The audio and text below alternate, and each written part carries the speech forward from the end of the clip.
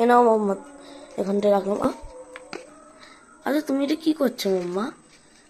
এটা মোচা ছাড়াচ্ছি বাবা।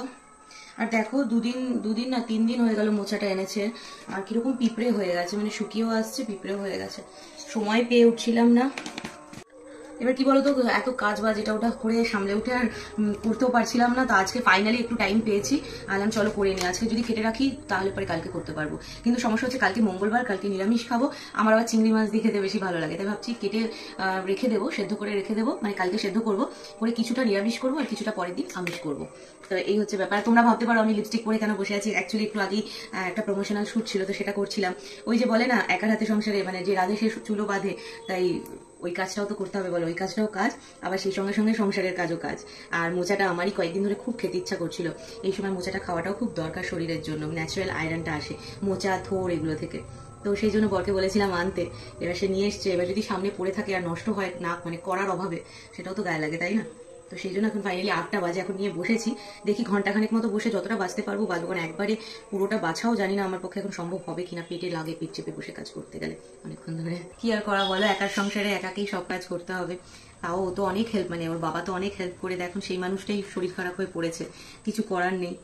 তো এই হচ্ছে ব্যাপার। আর জানো তো, আজকে দেখছিলাম একজন বয়স্ক, মানে কাকিমা জেঠিমাদের বয়সী একজন, সে আমাকে কমেন্ট করেছে একটা ইয়েতে, তুমি এত সাজা গোজার কথা বলো কি করে গো, তোমার বিরিয়ানির ভিডিও দেখেছি, আমার মোটেও ভালো লাগেনি, তুমি পারো এগুলো করতে, আগে শেখো তারপরে করো।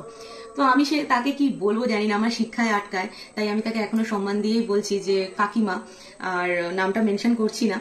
তো একটাই কথা বলি, আপনি হয়তো অনেক বেশি অভিজ্ঞ হতেই পারেন, তাই দেখেই বুঝে যান রান্নার স্বাদ ভালো না খারাপ, রান্নাটা ভালো না খারাপ।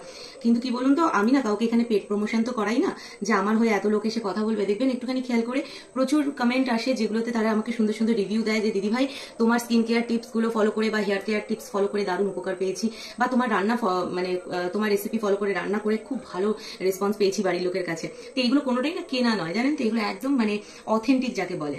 তো সুতরাং আপনাদের এই নেগেটিভ কমেন্টগুলো আমাকে একদমই ডিমোটিভেট করবে না, এটা তো খুবই মানে বাস্তব কথা বলছি। তবে দেখুন, আমি আমার এই বয়সে আর এই সিচুয়েশনে দাঁড়িয়ে এখনো কিন্তু ঘরের কাজ বাইরের কাজ দুটোই খুব সুন্দর করে সামলাচ্ছি, আর সেই সঙ্গে সঙ্গে মানুষকে ডিমোটিভেট না করে মোটিভেট করার চেষ্টাই করি। তো আপনি এখন এই বয়সে আমার কাছ থেকে মানে আমার এই জ্ঞানটা দিতে হচ্ছে দেখে খুব খারাপই লাগছে, কিন্তু কিছু করার নেই। জানেন তো, আপনি এখন যে স্টেজে বয়সে এসে দাঁড়িয়েছেন, আপনার প্রোফাইলের পিক দেখে যেটা বুঝলাম, তাতে করে আপনি প্লিজ এইগুলো না করে একটু নিজের কাজে মন দিন, তাহলে আশা করি আপনিও ভালো থাকবেন আর আপনার আশেপাশের লোকগুলোও ভালো থাকবে।